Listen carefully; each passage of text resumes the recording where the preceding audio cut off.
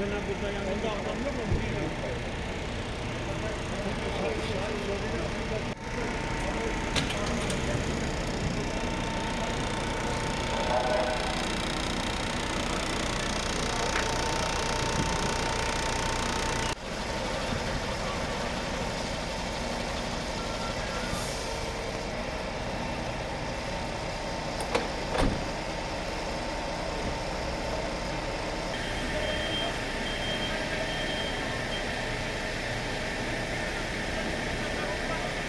Kaza geçiren benim akrabam Emine Baydoğan. Nasıl oldu, bize anlatır mısın? Ben de yeni duydum geldim, çöpümü orada bulmuş zaten. Burada çıkınca ben girince bulmuş. Bunlarda düzen yoktur abi.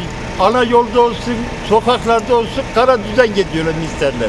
Evet. İnsanların canını hiçe sayıyorlar, gerekeni yapılmasını istiyoruz abi vatandaş olarak. Mikser abi.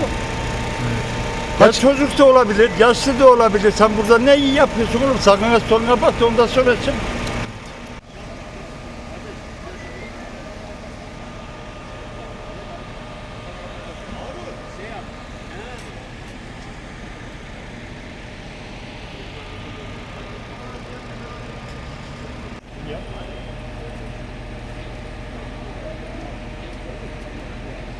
Yok ben abilere diyeyim, gereken size diyeyim, gereken yapın. Her taraftan beraber. Yoluna gidiyor.